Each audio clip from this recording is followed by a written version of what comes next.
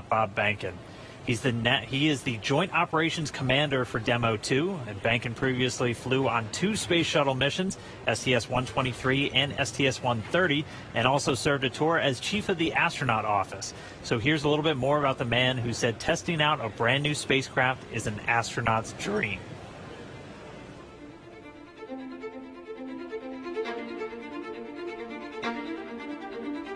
When you go through the launch day preparations, there's a lot of moments that kind of stand out to you. One is the kind of the celebratory piece of it, which is that you're walking out of the suit up room and getting in the vehicle that's going to take you to the launch pad. When you close the hatch, that's really when Doug and I are in the vehicle, and it's our vehicle, and we're really in control of the mission at that point.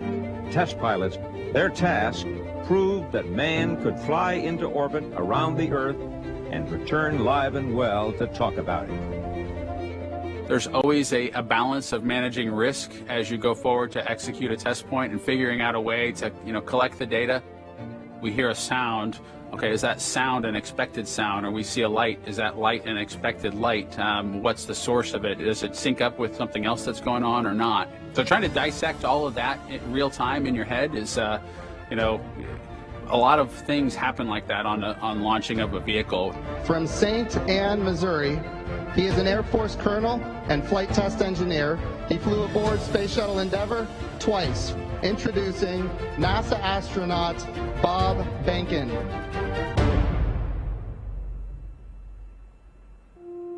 My career at NASA has kind of spanned a couple of decades at this point. I arrived with the class of 2000. Went through the training program, primarily focused on the space shuttle and the International Space Station, learning those systems. Having launched a couple times on vehicles, the second time was definitely different than the first time. You can feel a little bit guilty of, hey, should I study one more thing? Or is there one more piece of information I should get? Am I really prepared or not? So that's definitely different between where I was on my first flight and where I'm at right now. It's been really interesting, I think, for both my wife and I to have gone through the process of seeing each other launch in space. I've seen her take that risk and had it be in front of her, and I've done that to her. And there's just something different about watching a rocket launch when there are people on board. You feel a little bit differently about the pit of your stomach, and I can only tell you it's multiplied significantly when it's somebody that you know, and then somebody, of course, that's a family member. It's even multiplied more. For me personally, as a spouse, watching everything that Bob has put into this over the last 5 years, the dedication that he's shown, the perseverance is pretty special. For both of us, though, the way our minds work, it won't be until sort of the mission is complete that you have really a chance to savor it and celebrate it. This is a huge accomplishment for an Air Force flight test engineer to be part of the demonstration mission of a brand new vehicle. It's going to be amazing.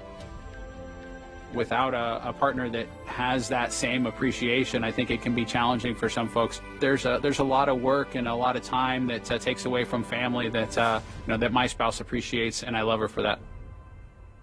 Really, my role on the Demo 2 mission is to make sure that we get this vehicle tested and evaluated so that we can move on to more operational missions at the International Space Station. We've got a lot of objectives on board the vehicle that we need to accomplish to really make sure that it's good to go. We'll make sure all those systems are working during the test flight so that the future missions will have them available even if they don't plan to utilize them. Through years of the NASA team, helping to share that experience and teaching them the lessons that we've learned by going through this. Now there's another capability in the U.S. besides NASA to operate something of this magnitude. When is the last time humans launched on a new vehicle? Certainly on the American side, it's been several decades. Now we're in a time when we've got multiple vehicles under development. It's a great time from a space exploration time frame just to see all that happening, and it's because of this nurturing of the environment, being able to pull in a wider group of people who can contribute towards human spaceflight. It's a super cool time. On a deeply personal level, I'm really excited that my son is get a chance to see me launch into space. Being an astronaut has been a little bit of an abstraction thing for him because he's seen me do it in old videos, but he hasn't seen me do it for real. And so I'm excited for him to see this launch. I want to thank the entire Commercial Crew Program team that's worked together to get to this point where we've got vehicles in the launch pad ready to head to the International Space Station.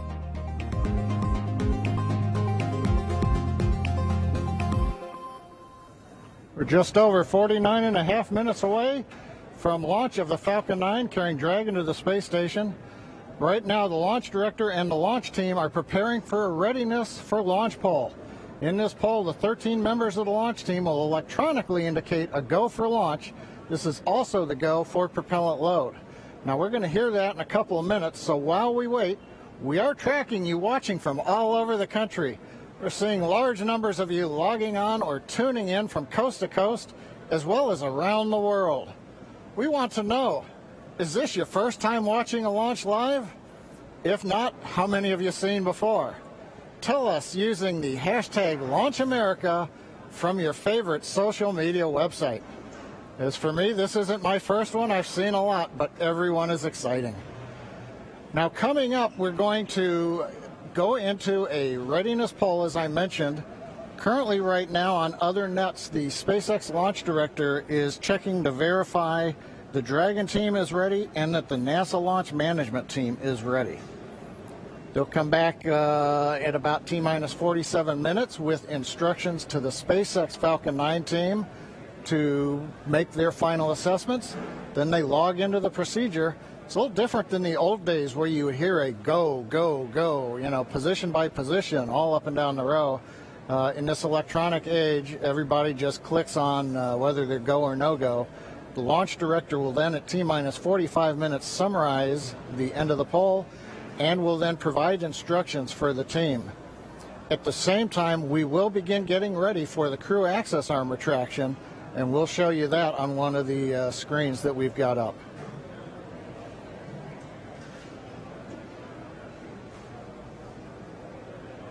Now, currently, we are continuing to monitor the weather. The weather is still red. It is improving. We're looking at one cell between the radar and the pad. We're keeping our fingers crossed that conditions will improve, but we're going to be watching that for about another 15 minutes. So it looks like we're going to be good to begin propellant load once we hear the polls, but we still have to get the get the range green so that we can actually do the launch in just 47 minutes from now. Let's listen to Countdown Net for a moment.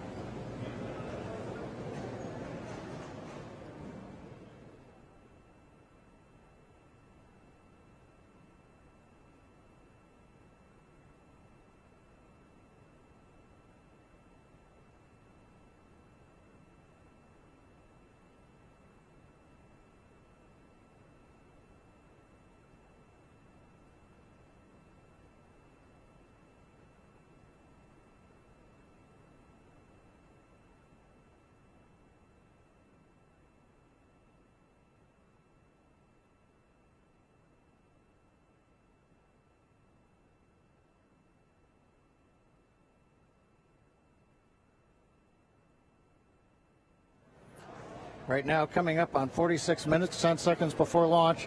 Didn't hear any significant chatter coming over Countdown 1. Yes, Launch Director and Countdown Net. Poll is complete, and we have a go to proceed with propellant load. Launch Control, proceed with swing into crew arm. Arming crew arm movement for T-minus 45 minutes. Thank you, Launch Control. A reminder in control room on hold and launch escape protocol. For non-urgent no-go conditions, brief CE or LD, and it will approve aborting the launch auto sequence and proceed to launch abort. For urgent issues affecting the safety of the operation, operators shall call hold on the countdown net. Launch control will abort the launch auto sequence immediately and proceed into the launch abort auto sequence. Operators shall also advise the launch director whether structural breakup or fire is imminent or occurring per Dragon manual escape flight rules. Remainder on fire alarm instructions. Here in Fire Room 4, in the event of a fire alarm, key operators, previously briefed, will remain at their post while the alarm is evaluated. In In the event that personal safety is threatened, we will evacuate to the south-facing emergency exit, which leads directly outside. One final reminder, we'll be arming the launch escape system momentarily. Need all personnel, please stay in your seats from now through orbit insertion and Dragon separation from the second stage. Crew access arm retract has started.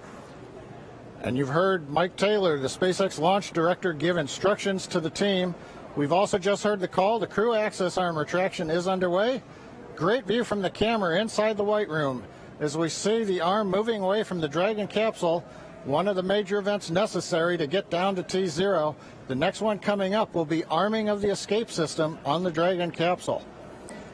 Now, right now, the next plan for Falcon 9, T-minus 35 minutes, we will begin loading propellant onto the first and second stages.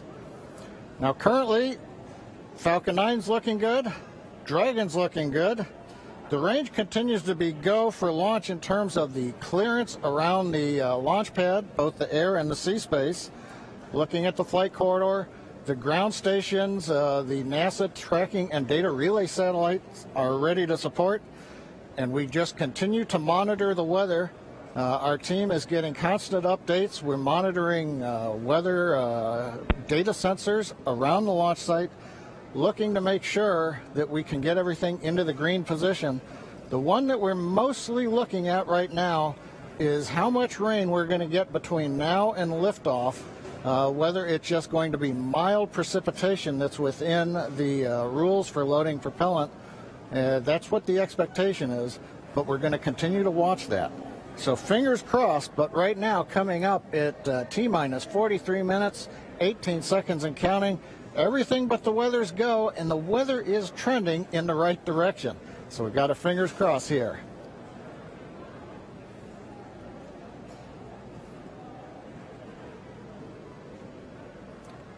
At this time, we're going to send it back over to Kennedy Space Center as the action is picking up on the launch pad. Thanks, John I. Now that countdown clock is continuing to tick, and we are 42 minutes and 46 seconds away from launch. Now, as you just saw, the crew arm retracted. That is the last major visual milestone before liftoff. And we should be hearing out on the net soon confirmation that the launch escape system is armed. When that happens, all 8 of the Super Draco throttle valves are opened, which means that those engines can ignite. For section 7. Okay. So that means those 8 throttle valves are opened, and if those Super Dracos needed to fire in order for a Dragon to escape off of the pad, they could. And so things running just a little bit ahead of schedule right now. Field lead is complete.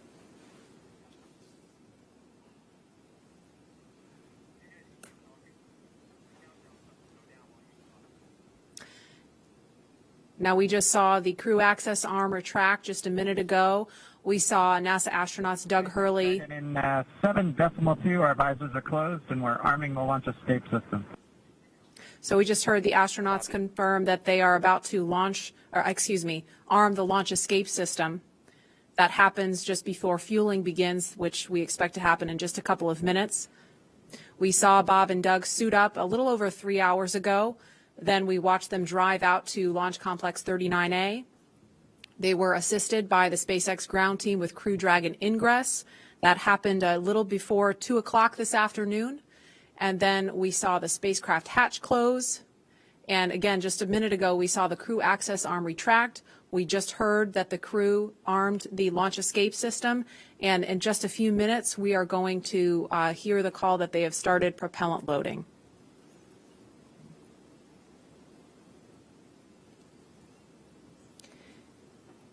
Launch escape system is verified armed. So we just heard that verification that the launch escape system is armed. We're switching to GN2.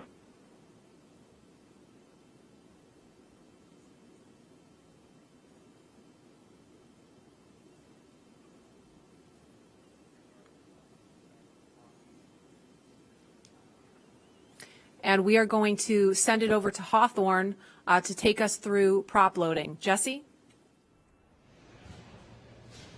From the parachutes to the launch escape system, SpaceX has designed Crew Dragon and Falcon 9 to be the safest launch vehicle ever flown. And joining us today, we have SpaceX's Nick Picone, who was our mission manager for our in-flight abort mission earlier this year and currently works on the Starlink team. Thanks for joining us, Nick. Hey, Jesse. I'm here at the Launch and Landing Recovery Center with the recovery team and our Dragon ground operations team monitoring the launch. Awesome. Can you tell us more about the critical safety features on this new version of Dragon? Sure. So Dragon 2 was designed with long-term reuse and reliability in mind. So fundamentally, there are multiple layers of redundancy to any of the failure modes that we could conceive of, that NASA could conceive of when we were working to design and test this vehicle over the past few years. But in the event that we encounter an unforeseen failure mode or multiple failures which push us outside of our design space, Dragon also has backup systems and operational controls intended to keep Bob and Doug safe. I'm sure you've heard a lot about it today, but the launch escape system is the primary backup system that we have from the moment that the vehicle is here on pad being fueled all the way up until orbital insertion.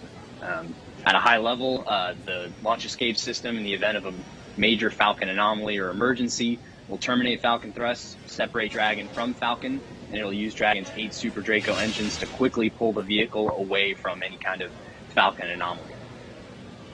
And you talked a lot about the launch escape system. How exactly is that activated? Is it autonomous? Is it manually activated? Definitely. So for this system to work as designed, you have to remember that the vehicle could be flying at hundreds or thousands of miles an hour through the lower atmosphere. So it's really important that it's extremely fast and highly reliable with very low chance of false positives. The launch escape system fundamentally is set to look at a set of pre-programmed criteria which are on board the vehicle. Dragon and Falcon are looking at high rate telemetry, looking for abnormal vehicle dynamics, loss of communication between critical systems, or manual commanding. Our launch director and chief engineer, who you've heard a lot from today, are capable of sending a manual command to Dragon to initiate a launch escape. And Bob and Doug are also always able to actuate the launch escape handle and initiate a launch escape themselves as well. Now that the system is armed, all of this is currently active on the vehicle. Wow, it sounds like there's a lot that goes into it. And we did have an in-flight abort test earlier this year to test this out. Can you tell us what we learned from that test? Definitely. It was possibly the most flight-like test of an orbital-class booster in history. It was a fully flight-like test using a full Falcon 9 rocket, which we had to knowingly destroy in order to get this fully integrated system. For folks who didn't get a chance to see it, the vehicle followed a normal crew launch trajectory. About a minute and a half into flight, we had Dragon autonomously trigger the launch escape system based on a reconfiguration of those triggers I was just talking about. For propellant load. Thankfully, we had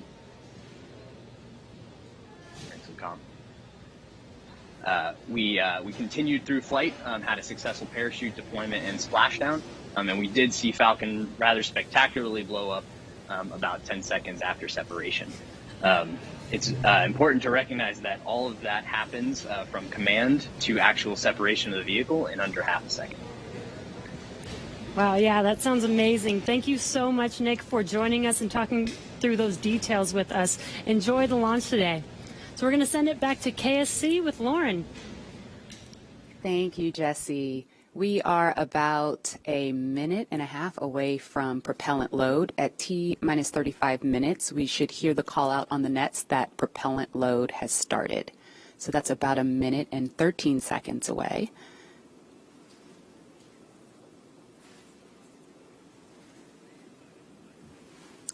Hey, Marie and Lauren, I am getting goosebumps over here. This is an exciting moment. When I was sitting in the vehicle, when we retracted everything, when all the prop was getting loaded up, I was just going through my crew notebook. I was thinking about, what my first step would be if there was a malfunction, because usually everything goes nominally when you fly to space, but you have to think about the things that you have to take care of, the first steps you have to take care of. And on my mission, I was calling out the abort calls, like if we had lost an engine, where would we go next, when the different abort calls around the country and around the world. So I think that's what those guys are probably thinking about now, and just really getting ready for this mission to go off. Absolutely, and we're just now about 20 seconds from when we expect propellant loading to start. Again, that's fueling of the rocket.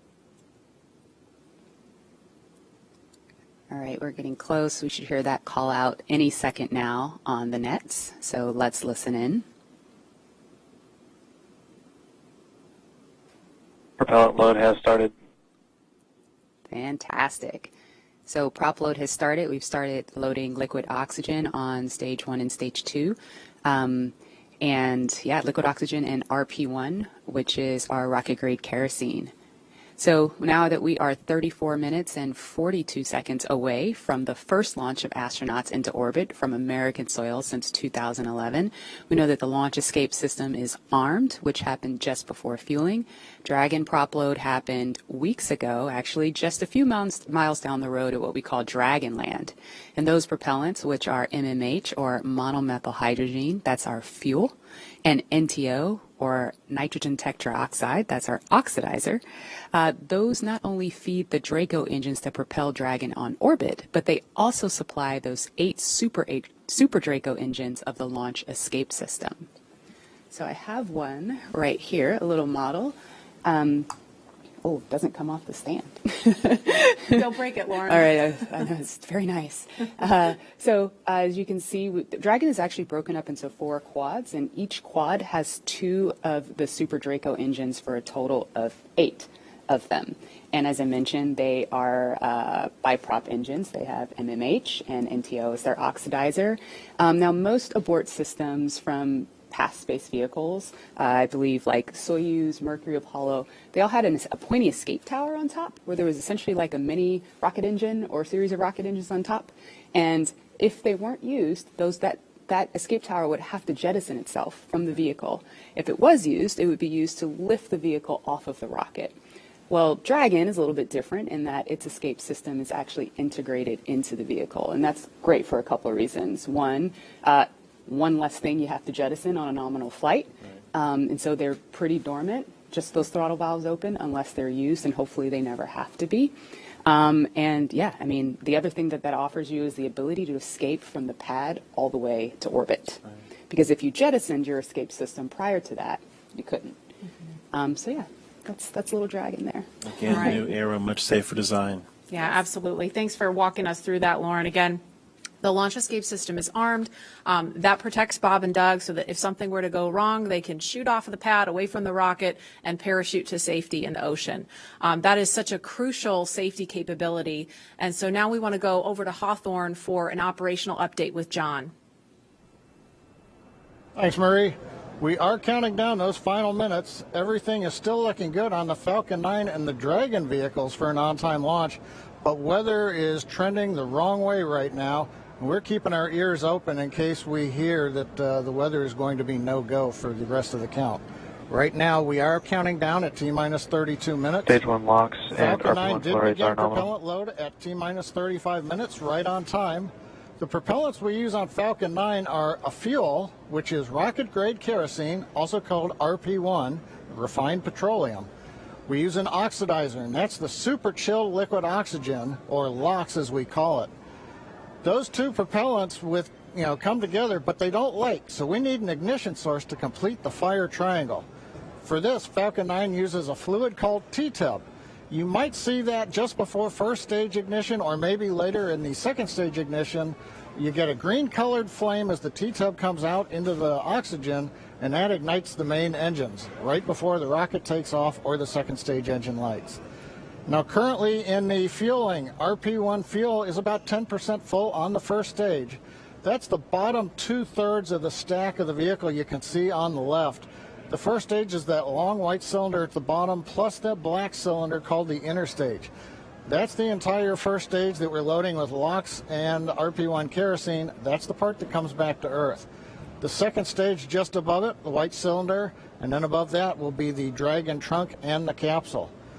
Now currently the second stage is also loading fuel with RP1. That's about 8% full right now. We are loading liquid oxygen on the first stage. The second stage liquid oxygen load will begin at T-minus 16.5 minutes if the weather cooperates. So LOX loading will then continue on both the first and second stage until the last few minutes of the countdown. Helium loading is also underway into pressure vessels on the second stage. We use that to pressurize the tanks in flight as the propellant is being pulled out by the Merlin turbo pumps.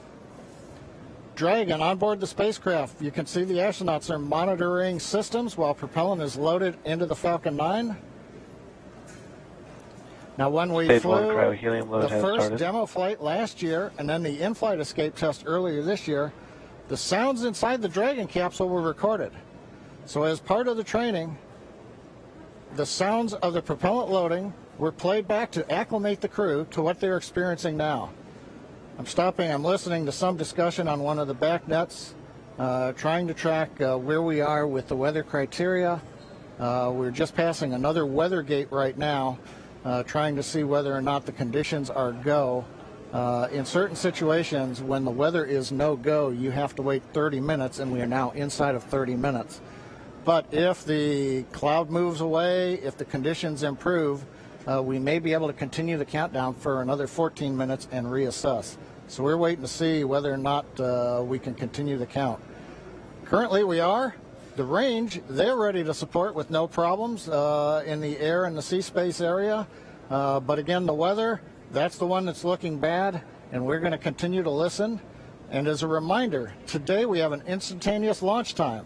So at this point, if we hear a hold for any reason, we're going to have to stand down and target our backup launch opportunity on May 30th.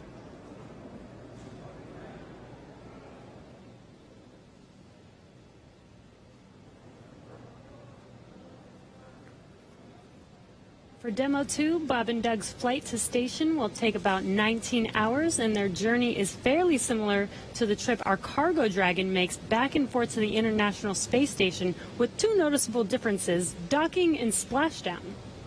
As we await T-0 in just a little over 28 minutes from now, ground operations teams just doing those final series of system checks, making sure both Dragon and Falcon 9 are ready for liftoff, and really keeping an eye on that weather. And you're just continuing to get live views of the teams. You've got Falcon 9 and Dragon on your left, and then Bob and Doug on the right as they prepare at the Cape for liftoff.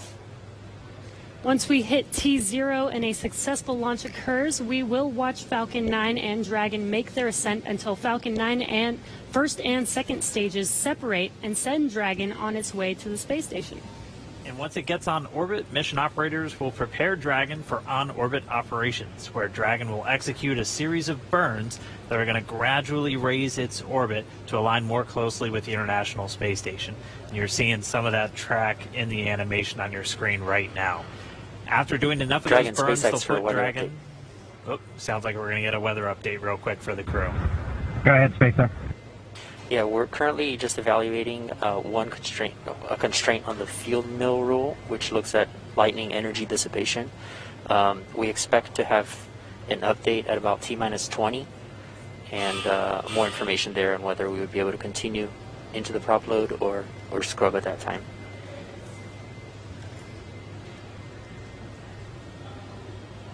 Okay, Jay, thanks for the update. We appreciate it. Copy. So I'll give you some more words in about 6 minutes. Okay, so it sounds like we're going to find out in about 6 minutes if we're going to have enough time. And John, I was referring to a couple of those weather situations where we have to have a certain amount of time. In this case, with the field mills, about 15 minutes. So they have until about 16 minutes and 30 seconds to really make sure that we're going to have enough time for that to dissipate. So we're going to be listening for that weather update in just a couple of minutes, but it is going to be a pretty interesting trip uphill for them once they actually get on orbit. And a very exciting countdown with 6 minutes to figure out if we are launching today. But targeting back to what we were talking about, next Dragon will make its approach and actually dock with the space station. This is a very different process from what we've seen with Dragon cargo deliveries in the past, which used a process called berthing. Now, berthing requires a spacecraft to approach the station and then stop so a crew member can maneuver the station's robotic arm to capture the spacecraft. Docking on this version of Dragon can be done autonomously. Stage 2 cryo-helium load started. Autonomously with no crew aboard the station. It's typically a faster process, both when arriving and leaving, but it does still require pinpoint accuracy to approach safely. Once captured, a spacecraft then gets attached to a common berthing mechanism. It's the same type of port that we use to connect each of the modules together on board station. It's a little bit slower process than docking, but the hatches are significantly larger than docking ports, which makes them perfect for bringing up large cargo items. Dragon will spend up to 120 days docked before preparing to return home. Following successful completion of Dragon's test objectives and cargo loading operations, the crew will close out the cabin, perform final system checks, and configure the vehicle for undocking. Once the automated undocking sequence is complete, Dragon will complete 2 departure burns using its Draco engines, pushing it away from the space station. And then after Dragon departs the station, it's ready for its trip home. And that'll have deorbit entry and landing and a number of other operations. If you're looking at this animation, it might look like we're playing the one we played originally in reverse, because that's kind of how it goes, but just a little bit quicker. All of the operations following the final departure maneuver will include things like trunk separation, closing that nose cone again, executing a deorbit burn, and once they're inside the atmosphere, deploying drogue and then main parachutes, and then finally splashing down off the Florida coast, at which teams will move in, get Bob and Doug up out of the water, and get them out of the capsule once they're on the boat. So we have 4 minutes now until we get that next expected weather update. Let's go down now to the team at Kennedy. Marie? All right, thanks, Dan. If you're just joining us, we are now T-minus 23 minutes and 48 seconds from the first launch of astronauts to the International Space Station from U.S. soil in 9 years. We're going to find out in less than 4 minutes if the weather looks good for that. And this will mark the beginning of a new era where more people will be able to fly to space than ever before. In fact, we took a poll a little bit earlier to ask you if you had the opportunity to fly to space, would you go? And 86% of those of you watching answered that you would go to space. That's an incredible number. I think, realizing that you don't have to be a military astronaut or a NASA astronaut to fly in space. You can be a regular civil, just a regular person going up to space on a SpaceX type rocket. So I think that's why the numbers are so high. Yeah, and we are really thrilled to see all the folks watching along online. I know we certainly hope that that this is a go, but we're going to hear a little bit of a weather update in less than 3 minutes now. And Leland, I know they're waiting for a weather update, and they've come, almost all the way down the count. What do you think Bob and Doug are thinking about right now? We on STS-129, we were having some weather problems, and I think we were getting close to the countdown, and then it seemed like the sky just cleared up right above our heads. We saw it, and we knew we were going. And we always know that you can have any types of delays, fuel prop delays, all kinds of things that can happen, but we've trained over and over and over again for these types of scenarios. And so we want to be safe. We want to be safe for our families, and we'll do this another day if it doesn't work with the weather. I love that John I always says weather. It's that thing that everybody talks about, but no one can do anything about it. I know. And it is this interesting thing of just, succumbing to Mother Earth. She's going to tell us if we can go or not today. Right. Yeah. Well, if it happens, look at it this way. Bob and Doug got one really great rehearsal in, right? It's always best to practice and practice and practice, yes. So again, we're less than 2 minutes now from that weather update that is going to go directly to Bob and Doug, and we will quiet down so we can listen in for that, because I know we can't wait to find out what that is. And those of you watching that have been following along, we are eagerly awaiting to hear whether the weather is going to be a showstopper today.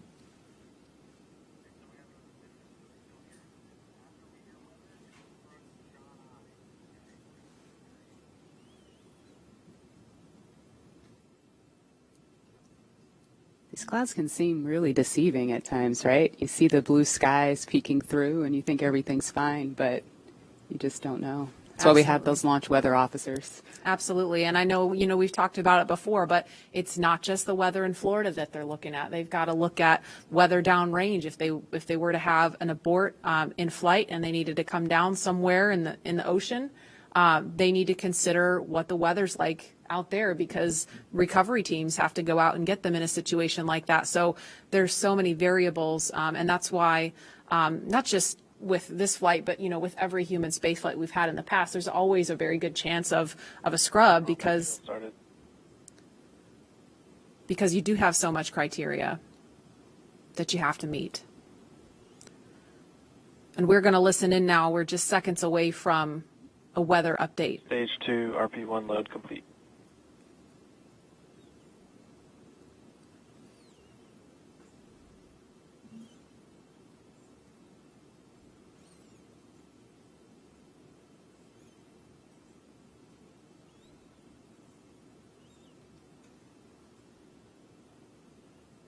That is liquid oxygen you see venting off the rocket. That's completely normal and expected. We're standing by for a weather update. Unless you can give us another 10 minutes, I don't think we're going to get there with any of the rules today. I'm going to give you 10 minutes. I mean, another 10 minutes past T0. Oh, 16:45 local. I think we'll probably be clear on all the rules, but not quite going to make it for this. Okay. We're going to check back in with you in about 2 minutes, and then I'll call it up at about T-minus 17 minutes. Okay. Yeah, there's some of them are starting to count down, but we still have one above 2,000. So if that gets below,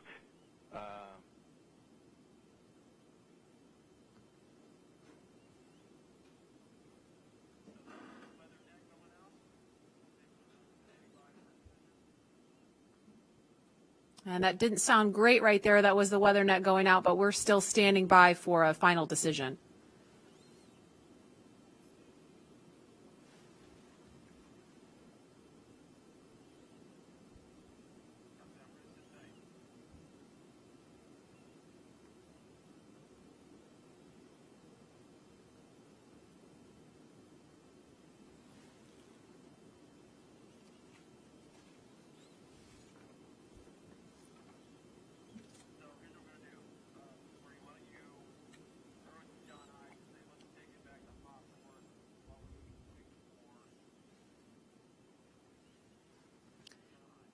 And we're going to continue to listen in for an update, but in the meantime, we're going to go over to John Insprucker at SpaceX headquarters in California. John? And Dragon SpaceX on weather. We're still T-minus 18 minutes and counting. LD is we are still red on weather. Expect an update from LD. We're waiting in about another minute for one final check with weather. We're going to check at T-minus 17 minutes possibly. We don't really expect that things will have improved. The weather officer was not optimistic that the weather would clear up that rapidly. We did hear the launch director, Mike Taylor, joke that, you know, if we could move 10 more minutes past the T0, weather conditions may improve, but Mike was not able to do that. We have an instantaneous window today. So at 17 minutes, we want to make that call because shortly after that, we will begin loading liquid oxygen onto the second stage. So if we're not going to have the opportunity to launch, if the clock's going to run out, stand by. Continue to violate a couple different weather rules that we now do not expect to clear in time to allow for a launch today. We go ahead and end today's launch attempt. Launch control would end the launch auto sequence and proceed into the launch abort auto sequence, please. Launch abort has started.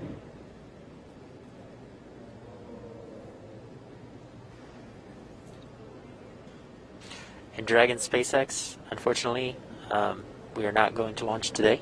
You are go for 5.100 launch scrub.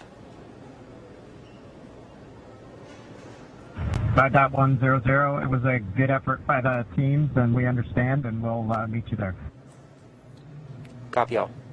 We've heard the call from the crew. They have been informed. Launch director Mike Taylor has called a scrub for the day, and we got the feedback when the Dragon team informed Bob and Doug. They said we gave it a good try, but they understand, and we are here to try another day. So right now we did officially hold the clock. It looks like at T-minus 16 minutes, 54 seconds. The launch automatic sequence that controls the Falcon 9, the loading of propellants, the cycling of valves, that is also stopped. We now proceed into what is a normal scrub sequence for us. We practice this every launch. So now we move into safely taking the propellants, the pressurization gases back off the first and second stages. As things get into a safe configuration, then we will disarm the escape system on Dragon, and we'll bring the crew access arm back around the So we're at spacecraft. 75% on So right now, we got down to just inside 17 minutes. The hardware was working very well on both Dragon and spacecraft. We had the fuel loading going on. We had liquid oxygen loading going on, everything but second stage. And the weather just needed a little bit more time to clear the conditions. We didn't have that time because we had an instantaneous window. And so with that, SpaceX launch director had to call upon the input from weather. Dragon, copies had to all call about 30 a minutes. scrub Thank for you, the Vice. day per the safety rules that we have for this flight.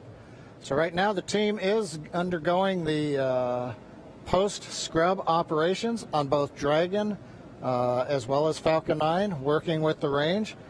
No issues being reported right now as we start to go through that sequence. Everything looks good. And Dan, we had a good webcast going here until the very end. So we'll look at it as now we've had another great dry rehearsal. Last Saturday we did a dry one, I should say, and today we've done a wet dress rehearsal. But sorry, we just couldn't get there, Dan.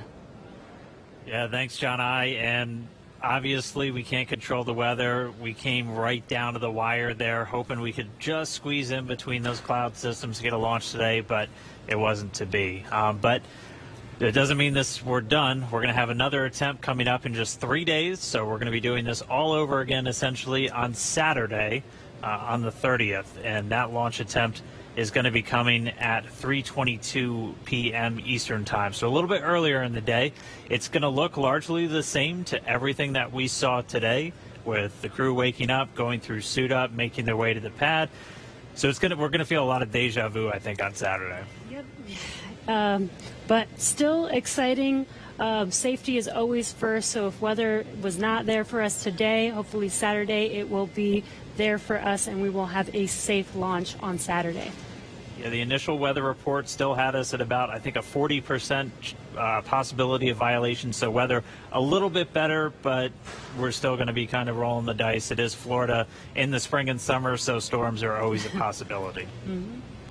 One of the good things, though, the vehicle appeared to be in great health throughout the day, both Dragon and Falcon 9, so we didn't have to scrub for any technical issue. We're going to continue and follow along with Bob and Doug until they're out of that capsule, as, again, they had started loading fuel onto the Falcon 9 rocket, so they'll have to wait until all that fuel comes off. They'll disarm the launch escape system, which still stays armed because they're still sitting on a partially loaded rocket, and then once they're able to disarm that launch escape system, the crew arm will swing back out. They'll make their way once again back the way they came, and then it'll be back to crew quarters for Bob and Doug for a few more days.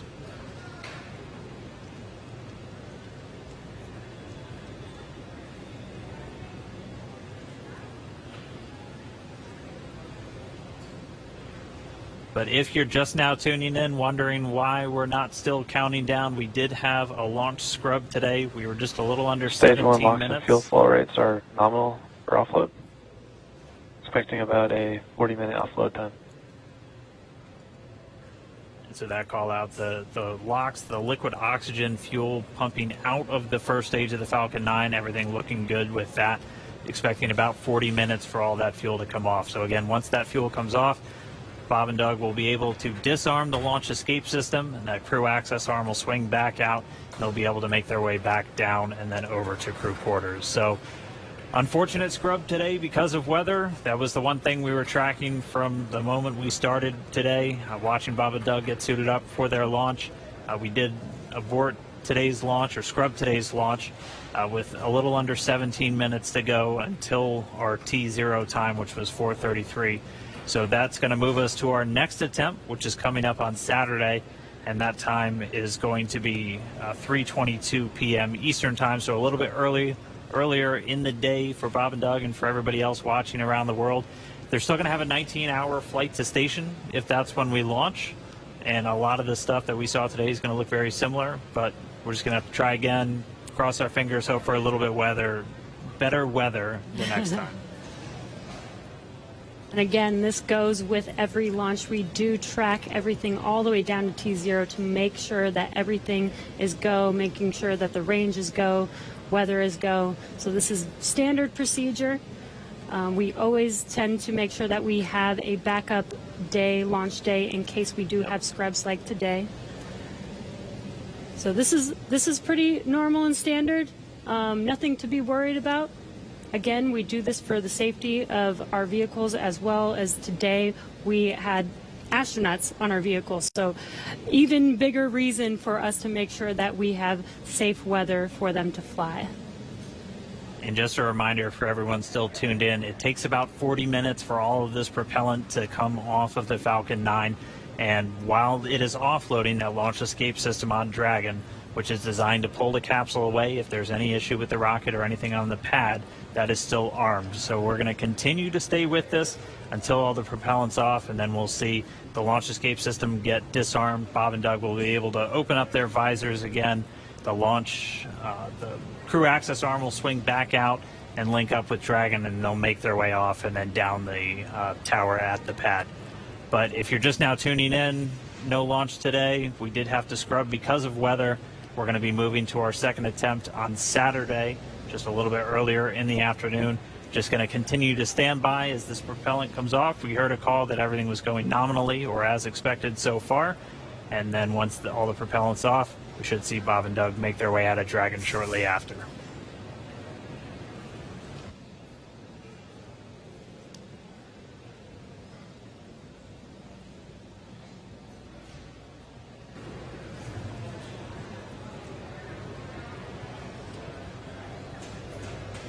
And what you're seeing on your screen is a live view of Bob and Doug on the right side inside of Dragon as they're waiting for propellant to be removed from the vehicle so that it is safe for them to disarm the launch escape system.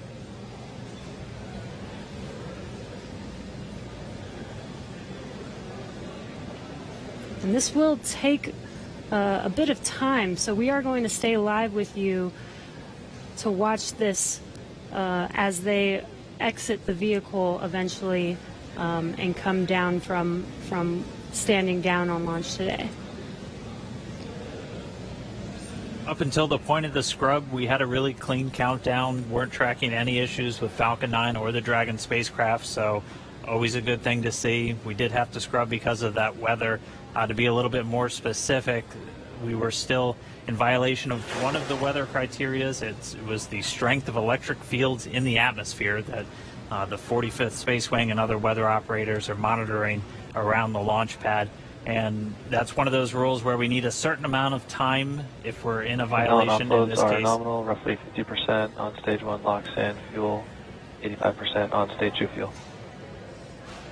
So the propellant offload on Falcon 9 continuing to go well. But we needed a little bit more time if we were going to be able to clear that launch weather constraint. And since we do have an instantaneous launch window today, we weren't able to make it. So we hope for better weather coming up on Saturday, where again our next launch attempt is going to be at 3:22 p.m. Eastern time, and we'll be able to go through everything. I mean, we saw them get suited up. They had a great ride out to the pad. All of their initial checks on both the suits with pressure checks and communication checks went well. Able to get the Dragon hatch closed, the launch escape system arm, and Falcon 9 started its fueling. Just not able to make a good weather window today. And as John I said earlier, it was just another great rehearsal today. I don't think you can get enough practice doing this. So when Saturday comes, or when the day that we can actually launch the vehicle, Bob and Doug and the NASA and SpaceX team are fully prepared with just an extra rehearsal on the belt now.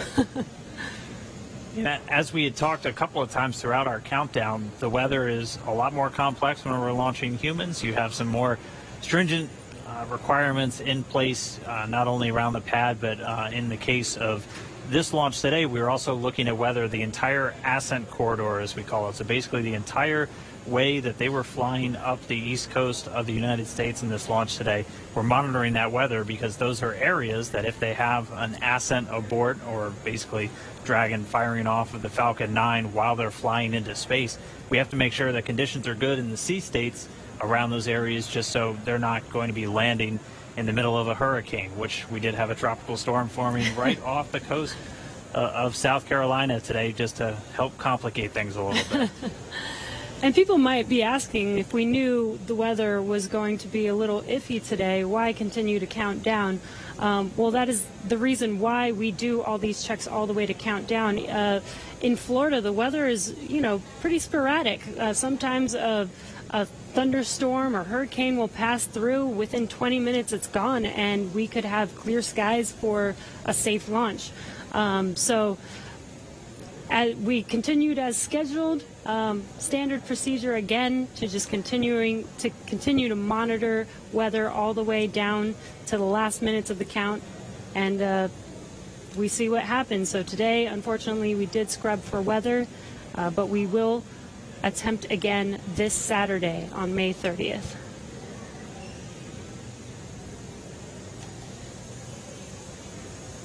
And Dan, Jesse, a couple of things to add on there. Right now we are 11 minutes after the scrub was called. Liquid oxygen and fuel are coming off of the first stage.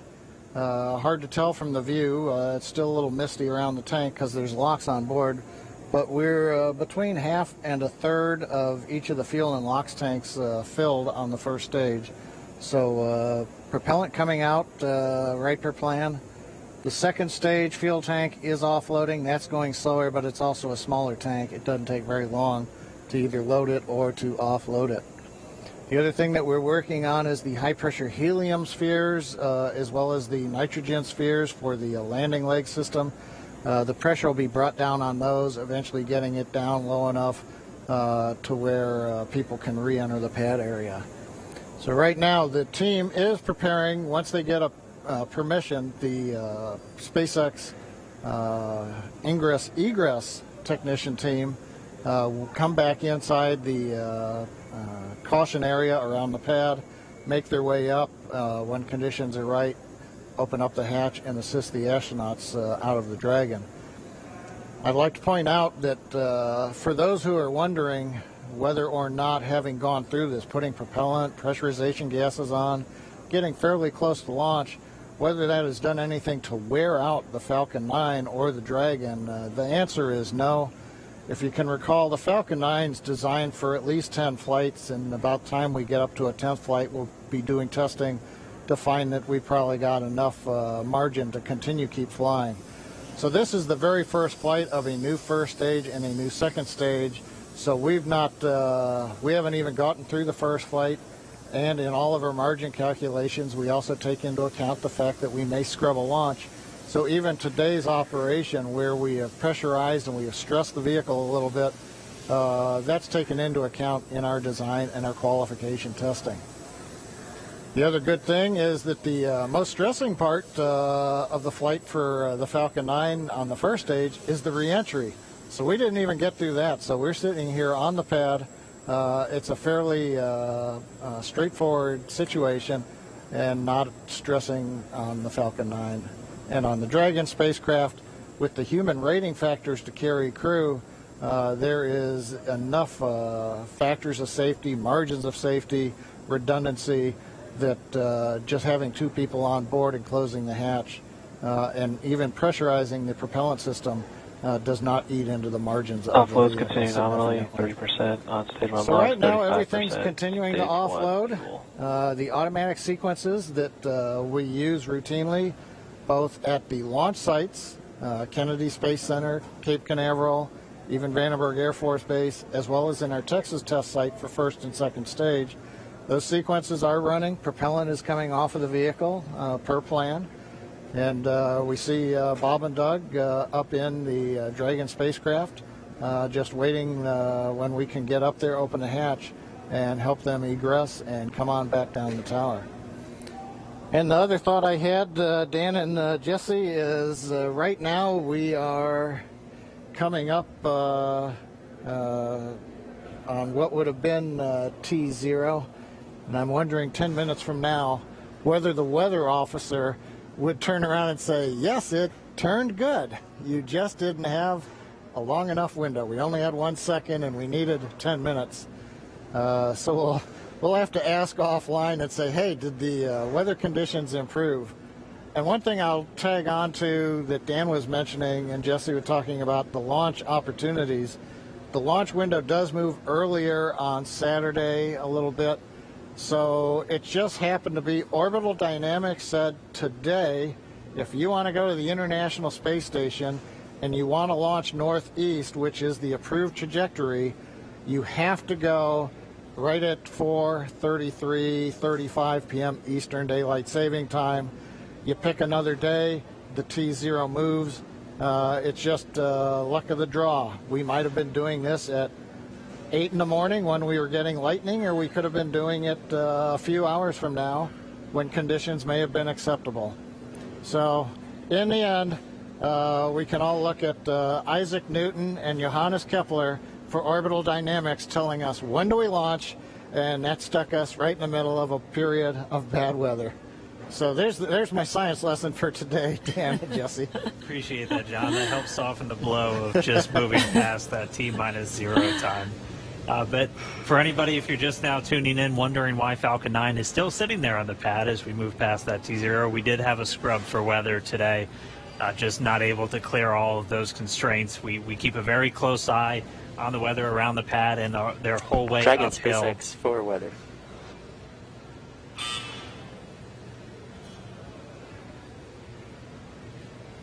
Right now, Bob and Doug are still inside of Dragon, go ahead for weather. Yeah, I just wanted to give you some more words on the scrub rationale. Yeah, so we basically scrubbed due to 3 rules that we were violating. All 3 would have been expected to clear 10 minutes after our T0 time. And those 3 were natural lightning, the fuel mills, and the attached anvil.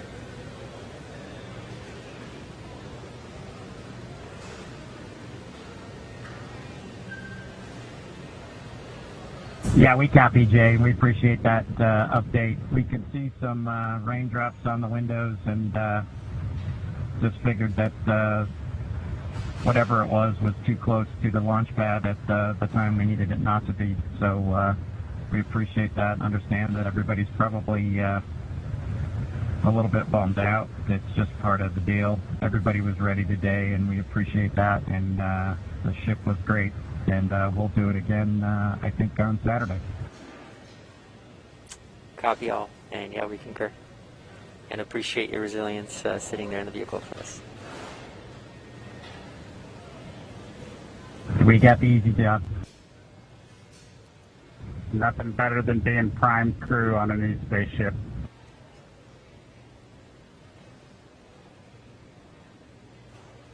Copy that.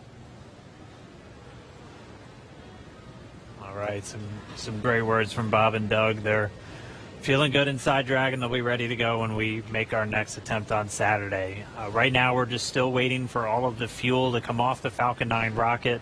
After Stage 1 that, LOX and fuel roughly 20%, and Stage 2 fuel 36%.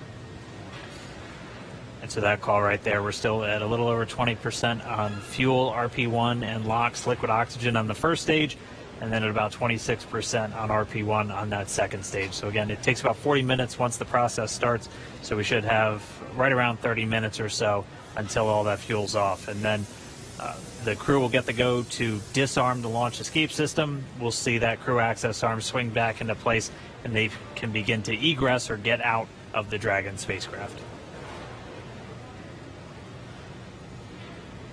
And you heard it live, that weather update of what we violated.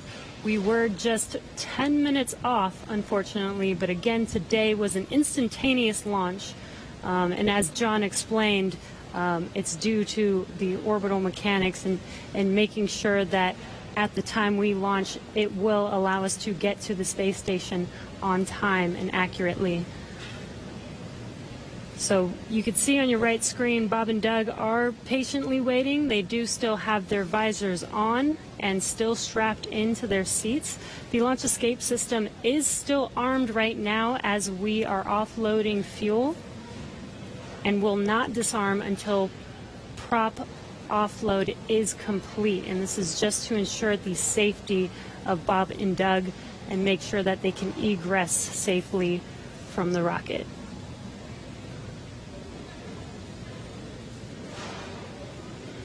And just a reminder, today, just this first attempt, we're going to be right back here looking like on Saturday for attempt number 2. Launch America's not going anywhere. still on the track to get Bob and Doug into space and get this crew Dragon up to the International Space Station. So it's always good. If you're going to scrub, probably rather scrub for weather than an issue on either Falcon 9 or Dragon. And we weren't tracking any issues with the flight systems throughout our countdown today. Everything passed with leak checks on the hatches and the crew suits. All the communications working great. All the teams were ready to go. So as John and I said, always nice to have a little bit more practice, and we'll be right back at it on Saturday. What would this launch be if it wasn't even more exciting to try and launch today, and now we have to push it to Saturday? Really got to build the suspense. Yes. So.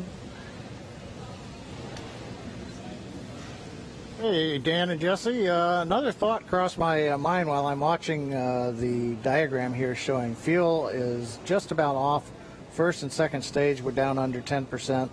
LOX is also just about off of first stage. 10%. Yep, we're getting the announcement. Fuels roughly 20%. Stage 2 fuels at 20%. Stage 1 LOX is under 10%. So just continuing to come off of the vehicle as expected. On the monitor, Bob and Doug continue with visors down. Their launch escape system is armed, as we've mentioned. If there is anything that were happen to go wrong right now, they still have the viable pad abort means, something that we demonstrated way back in 2015 on one of these webcasts when we fired the Dragon capsule using the 8 Super Dracos off of the launch pad and it splashed down offshore in the Atlantic Ocean. So they're staying there with the system armed until all the hazards are essentially removed and we bring the crew access arm around them. We're standing by a minute. We're going to listen to Launch Director talking to the weather officer.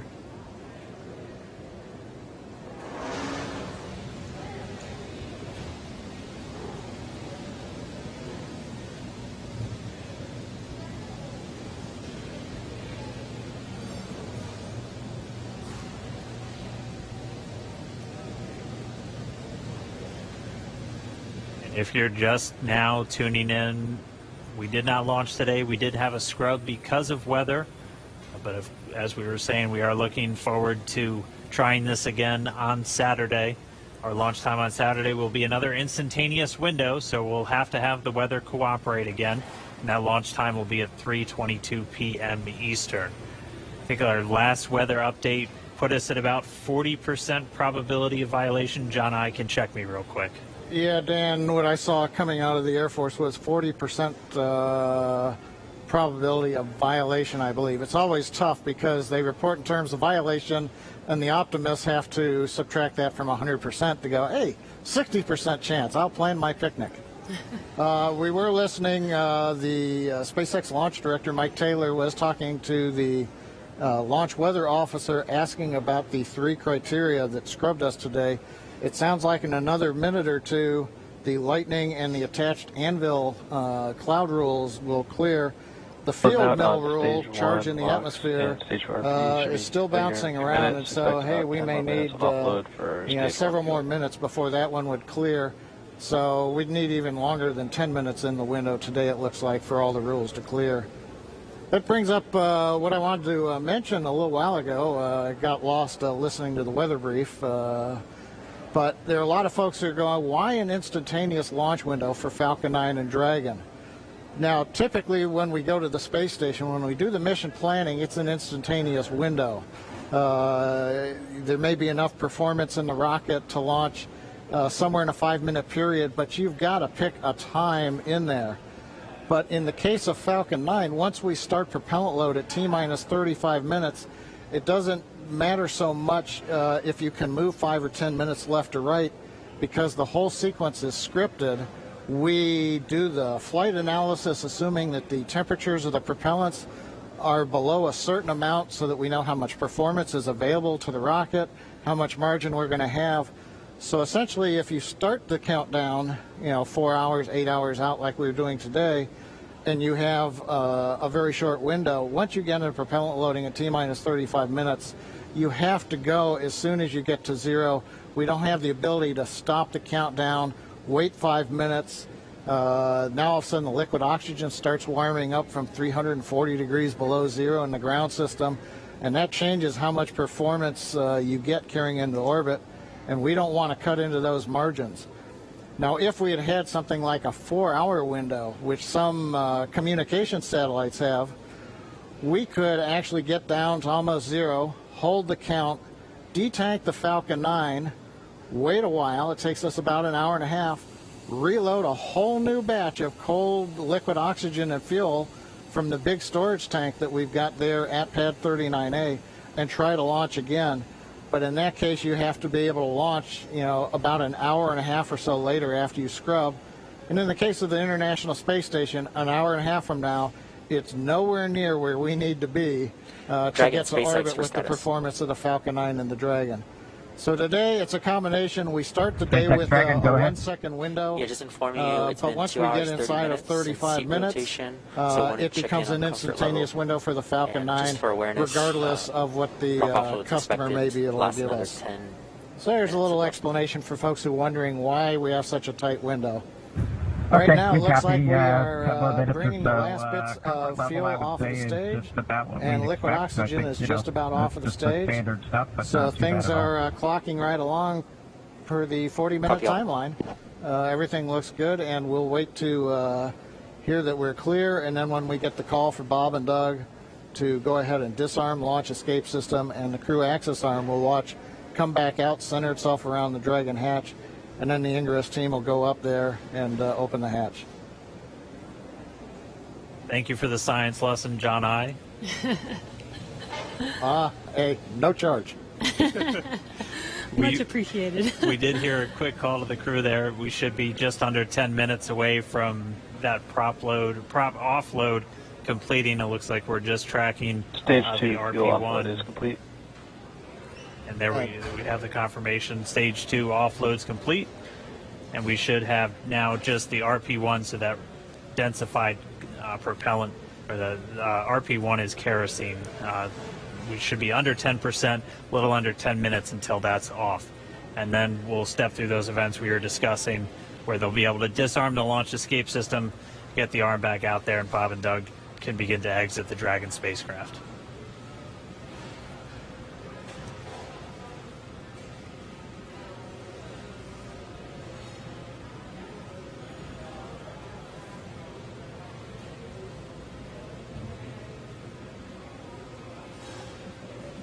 Still not the friendliest skies in the background. That is Florida, though. The weather is constantly changing over there, which is why we always have to keep an eye on it through every single launch that we have out there. Bob and Doug are patiently waiting. As you can see, that is a live view of them on the Crew Dragon vehicle as they're waiting prop offload to complete. Second stage prop offload is complete. We are just waiting on first stage to Stage 1 complete. box offload is complete. Waiting on Stage 1 fuel, roughly 5 minutes or so. And again, the launch escape system is still armed. We are waiting for a prop offload to complete before they disarm that, and then they will be able to egress from the Crew Dragon vehicle. We just heard we should be just under 5 minutes away from the last of that fuel coming out of the Falcon 9 first stage. And then we'll see those events start to pick back up, and we'll see the crew arm swing back out. They've been in those seats for a couple hours now. They typically get inside of Dragon a little over 2.5 hours ahead of launch. So they've been strapped into these seats for quite a while. They are custom sized, though, so they're as comfortable and as snug as possible. Obviously, since they're going to be in them for a really long time, but most importantly, when you're doing that splashdown at the very end of the mission, it's your car seat, and splashing down or landing on land is not the most gentle of procedures in a capsule. So just really making sure that they're snug inside of that Dragon capsule. But we should be a little under 5 minutes away from the prop offload being completed. And as Dan mentioned, those suits are custom made, but the seats are also custom fit for each astronaut as well. They do remain on Crew Dragon for this mission for almost 24 hours about, so we do want to make sure that they are comfortable. and make sure that the suits and the seats are comfortable enough for them to stay in that position for a while. I believe when they get into orbit, they are allowed to get out of their seats and get a little bit more comfortable, but it's a long ride for them. Yeah, once they do get on orbit, they are able to get out of the seats and actually out of their suits too, since for this flight path today, it was going to take them about 19 hours. So Bob and Doug would actually have had about 8 hours to sleep on board the Dragon capsule. So we weren't able to launch today, though. The rendezvous on Saturday should be very similar to what we would have had if we launched today, where it'll take them about 19 hours to get to the International Space Station.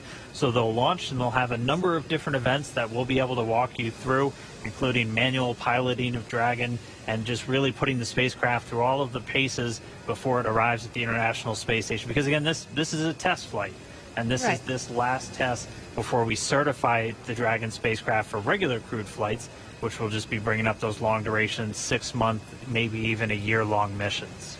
Right. And it should be a very exciting test flight because it's pretty much like an actual mission. When Bob and Doug get on the station, they will be performing some research while they're up there and performing tests and doing some final things for this demonstration mission. Yeah. But, I mean, just for right now, we are just going to continue to stay with them until we see them come out of Dragon, because the launch escape system's still armed while we wait for this propellant offload to complete. That's just done as a safety measure. Anytime you have rocket propellants beneath you, you want to make sure that we have a good way for them to get out of the way.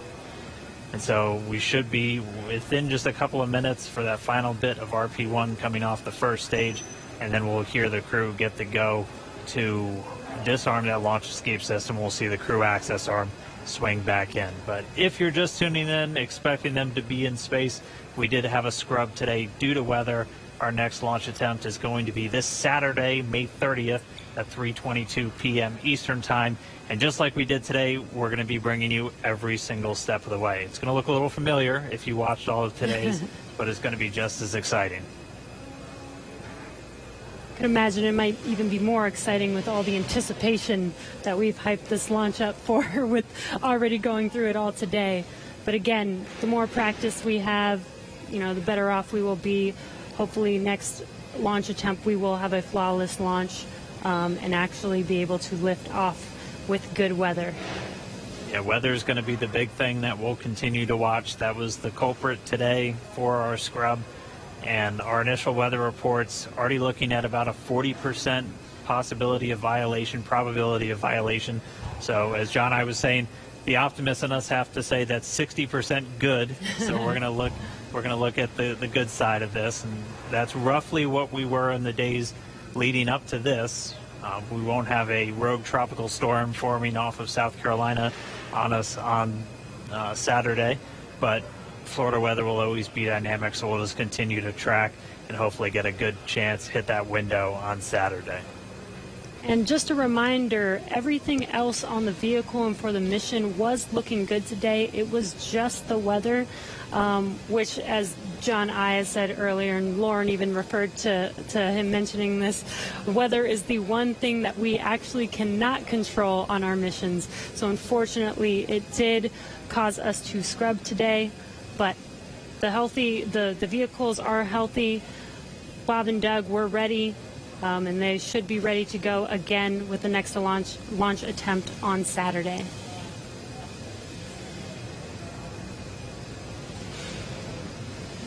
Just looking at our data, it looks like that RP1 is just about all out.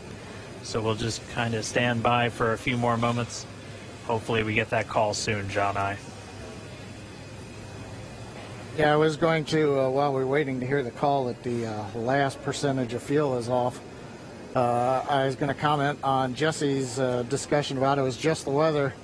I think during this countdown, there were more words said about the weather than everything else. Uh-huh. I'm listening right now to a weather discussion in the background. And again, for people wondering if we knew that we did have bad weather, even from this morning, again, we do monitor this all the way down all the way down to the final minutes of the countdown. And with Florida weather being pretty sporadic, sometimes we have even hurricanes coming through or bad weather coming through and passing 20 minutes later and having good weather for a launch. So this is why we continued to attempt to launch today, but unfortunately 4T0 today, weather was not on our side. Yeah, and Jesse, this is John again. I dropped off to listen to a weather discussion. They were just giving the times. The lightning rule went green, so we could have gone without a lightning concern. The attached anvil rule cleared, but the field mill rule is expected to clear at 58 minutes after the hour. So that's another 4.5 minutes from now. So we were close, but we needed about 25 minutes later launch time. It does remind me, at risk of offending some people, but the old saying that says it's better to be on the ground wishing you were flying than flying wishing you were on the ground. Yes, definitely. Safety first, always, and making sure that when Bob and Doug do fly, they are flying safely and as planned. So again, this is standard procedure for us to make sure that they do have a safe flight to the International Space Station. All right, well, for now, we're just continuing to stand by, expecting the call that all of that prop has now been offloaded from Falcon 9. All right, venting vehicle tanks to nominal TPC set points for crew ingress.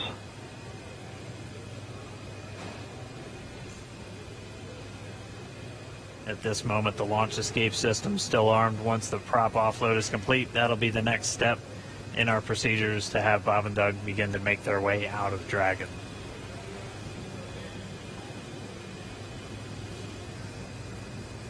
LD, countdown 1. LD. We have the prompt here for nominal crew egress. Okay, so we're ready for launch escape system disarm. As affirmed, ready for launch escape disarm. MD copies. You guys are ready? We'll. Yeah, launch team's ready. Go ahead and advise the crew. Yeah, Dragon SpaceX, you copy that discussion. So with that, you are go for disarming launch escape system per section 2 of 5.100. We'll put that in work. Section 2, disarming the launch escape system. All right, that was the call we were waiting for, propelling off of Falcon 9. So Doug Hurley, Bob Behnken now going to disarm the launch escape system on Dragon. And once that's disarmed, those 8 Super Draco engines will be out of the mix. SpaceX Dragon launch escape system has been disarmed into Alpha Decimal 3. Copy that. We concur. And showing then confirmed the launch escape system has been disarmed. And Dragon SpaceX, with that confirmation, you are go to open your visors and proceed to section 3. Okay, we'll open the visors and go to section 3.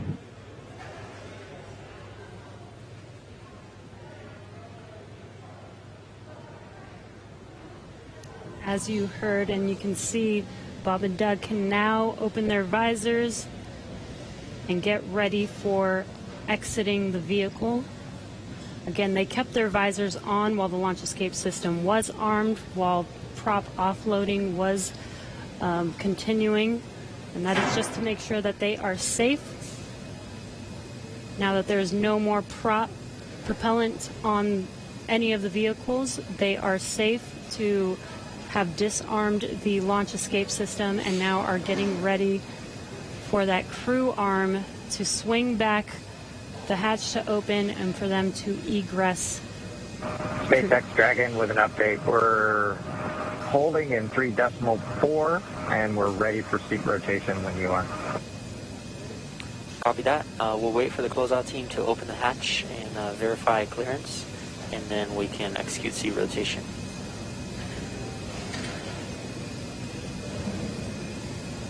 Dragon captain.